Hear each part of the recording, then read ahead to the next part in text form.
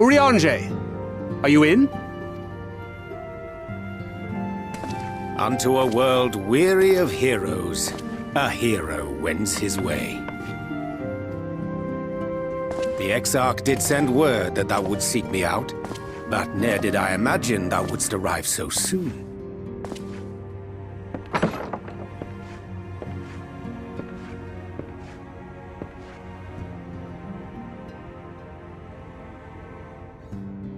Full glad am I to see thee once more, my friend, and none the worse for thy travails.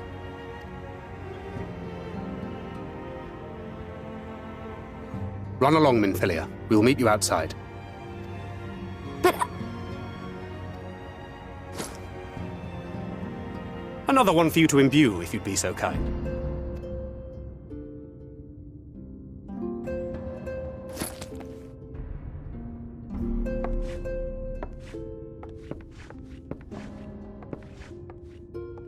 I take it thou hast met with our other comrades already?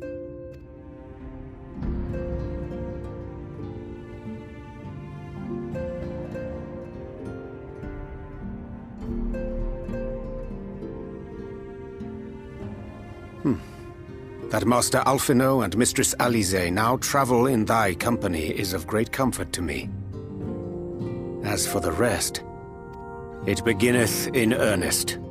The hunting of the Light Wardens, and perforce the war with Yulmore. Hark thee then to my words, and through them behold the vision that I did glimpse, that of the 8th Umbral Calamity. As I drifted hither to the first, traversing the boundary twixt reality and potentiality, I did bear witness to events yet to come. There I saw the combined forces of Eorzea and the Far East offering fierce resistance to the legions of Garlemald. So fierce, in fact, that they did begin to push the enemy back. Ilm by painful ilm at first, then Yalm by Yalm, and Malm by Malm in time.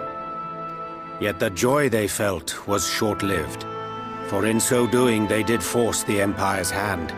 Faced with defeat, the Garleans turned to a weapon most vile: Black Rose. Its potency defied all reckoning. Once released, the gas took on a life of its own, wreaking untold carnage not only in Eorzea, but in the provinces of the Empire besides. From fighters upon the front lines to babes in their beds, none were spared. And as the casualties became too numerous to count, so did the fabric of civilization begin to unravel. Nor did the land itself escape unscathed. For spreading from the site of its release, Black Rose brought death to the very soil. To survive amidst the chaos and upheaval, men came to live by the sword, the rule of law giving way, inevitably, to the rule of might. Thus was the spark struck and the fire kindled, and swiftly did it spread as a blaze in a field of straw to engulf every corner of the world. Nations worthy of the name did then cease to exist. And those souls brave and true who might have risen to restore order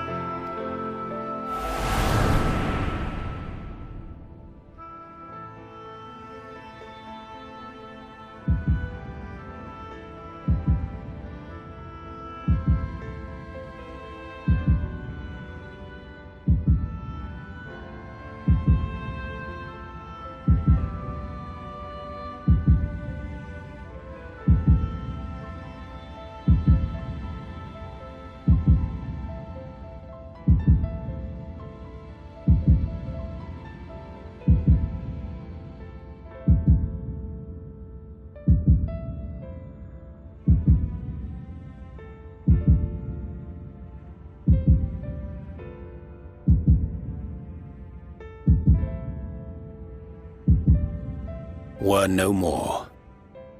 For the weapon spared not one.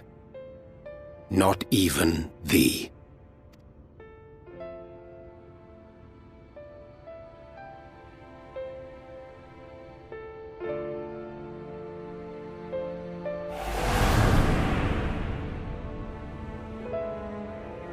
An endless age of war, begotten by the blight of Black Rose. Such is the legacy of the 8th umbral calamity which I did behold.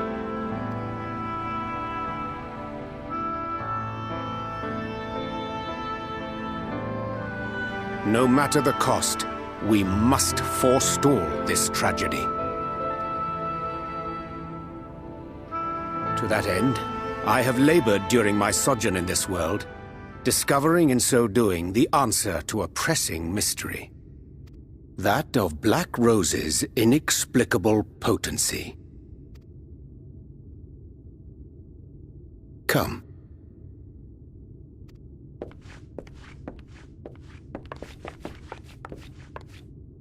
Dost thou recognize yonder chart?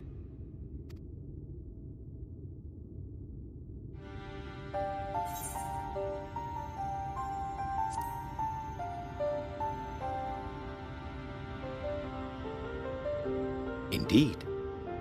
'Tis a rendering of the elemental wheel, such as one might find in classrooms across the source. As the chart maketh plain, our world is composed of 6 elements, in addition to which there exist 2 poles in fundamental opposition. Astral, the active; umbral, the passive. As a reflection of the source, the first naturally compriseth the selfsame forces. Yet, curiously, there is a notable divergence in their nomenclature. To be specific, the denizens of this world employ not the terms astral and umbral. Thus was I moved to inquire what names said forces had been assigned. A simple question which yielded a most unexpected answer. Upon demanding the name of the pole aligned with activity and growth, I was told that as life's myriad colors combine to produce black, the people of the first had called it darkness. At this, did my mind begin to race. Yet 'twas only when I asked what name had been given to the pole aligned with passivity that mine eyes were opened to the truth. Peace and tranquility being as purest white, unmarred by color, I was told it had been given the name of light. That's umbral light and astral darkness, yes? I'm no etherologist, but it strikes me that the nomenclature of the first is rooted in the generation of the 2 forces, while our own appears to focus on their effects, which makes one wonder. Have we had it backwards all this time?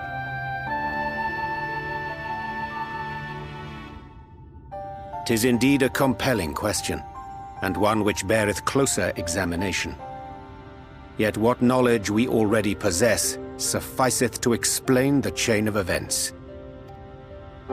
The phenomenon of etheric thinning observed in the source is the consequence of light, the power of stasis, flowing in from the first to stifle the movement of ether within the land. And according to Master Alphino, Black Rose slayeth by halting the circulation of ether within living beings. Should such a weapon be unleashed even as the first were rejoined, replete as it is with light, we would have a disaster of untold proportions on our hands. A calamity. Well, at least we have a better grasp of what we're facing. Our objective, however, remains unchanged. We are to eliminate the Light Warden of Ilmeg. Speaking of which, were you able to ascertain its whereabouts? Aye. 'Tis all but certainly ensconced within Leargear, the castle which standeth in the midst of the lake. To enter said stronghold, we must needs turn to the pixies for aid. Fortunately, I have become quite adept at courting their cooperation. Henceforth shall I accompany you, and do all in my power to ensure that my vision doth not come to pass.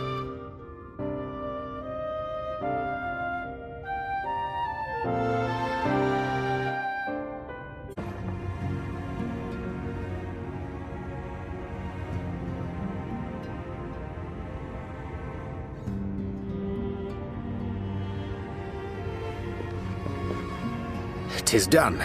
The pixies shall be well pleased with these gifts. Ah, lest I forget.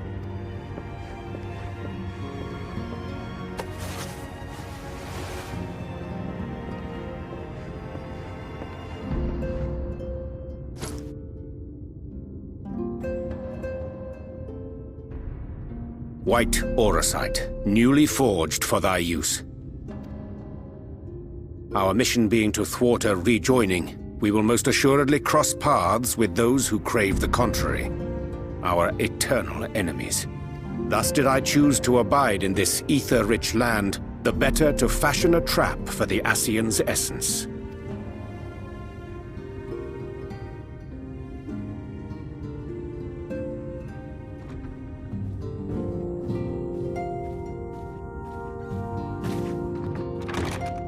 May I come in now? You may indeed, assuming you've finished.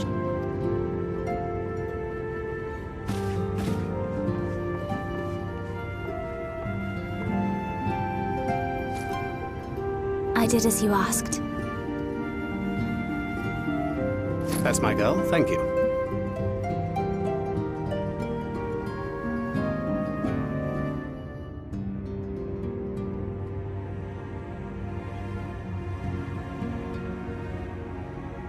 I should probably explain. Though my body remained behind in the source, its limitations saw fit to accompany me, which is to say, I cannot manipulate ether. I took up the gunblade for its defensive advantages, but on account of my little impairment, I cannot imbue the ammunition myself. Luckily for me, Minfilia has quite a talent for it. Minfilia, once we set forth, we are not like to return for some while. If thou wouldst choose tomes to take with thee, let it be now. Really? May I? Of course, my dear. Yet have care thou dost not add overmuch to thy burden, lest I incur Thancred's ire.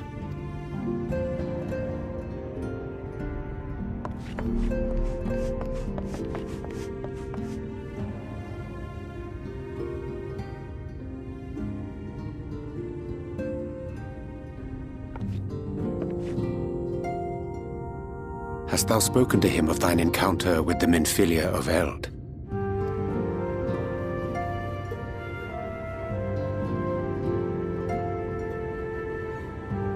Well, I suppose now is as good a time as any. As you know, I freed young Minfilia from captivity in Yulmore some 3 years past. Not long after, the two of us journeyed to the south of Armareng, to the edge of the Empty, where the flood was halted. 'Twas there that she awakened. The Minfilia of old. My Minfilia.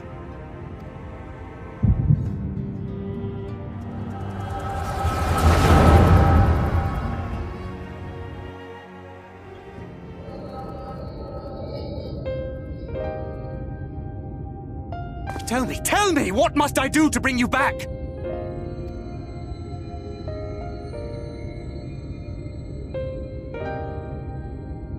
My dearest Thancred, as I am now, I am no different from an Ascian. This child is but a vessel.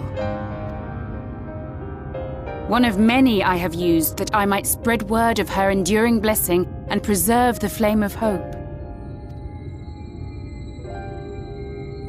In my name, each has died, never having lived her own life. I have taken enough from these children. I will take no more. But what of your suffering? Your sacrifice? This isn't fair! I will not stand for it. I cannot! There must be something we can do. Tell me!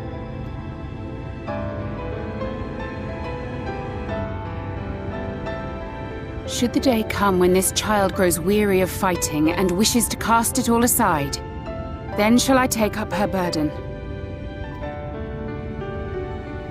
But should she wish instead to become the master of her own destiny, then shall I bequeath to her my all.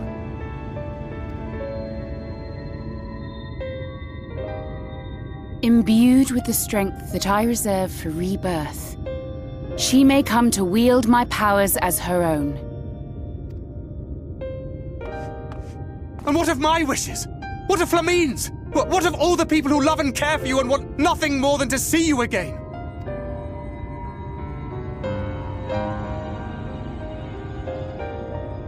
It is not their decision to make. It is hers. This child's. This Minfilia's.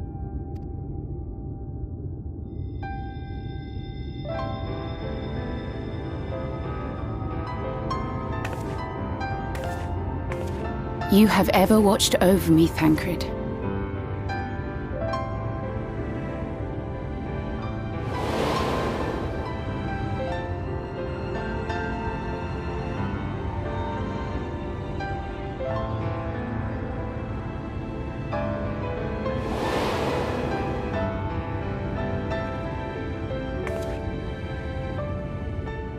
Now I ask that you do the same for her. Protect her. Teach her. Stand by her as you stood by me. There is much and more she does not know. She needs a guide to show her the ways of the world, or she will never find her own path.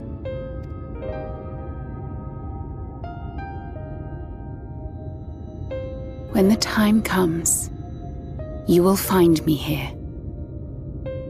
Until that day.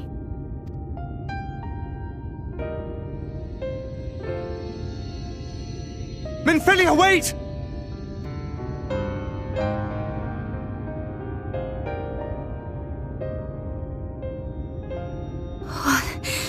What happened?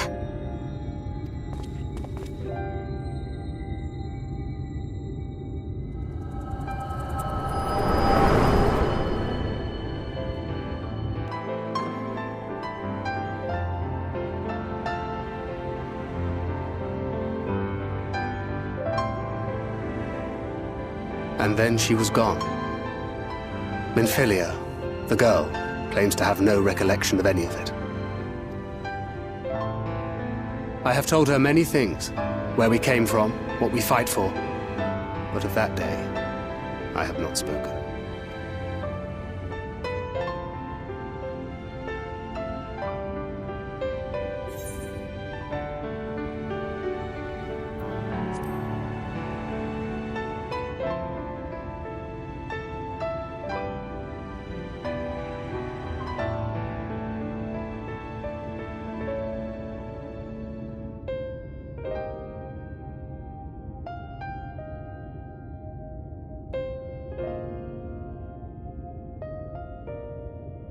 With the coming of another possessed of the blessing of light, the first hath begun to rise up in defiance of its fate. The question remaineth, however, who shall take up the flame of hope which Minfilia hath borne for so long? Whether we will it or no, the choice must soon be made.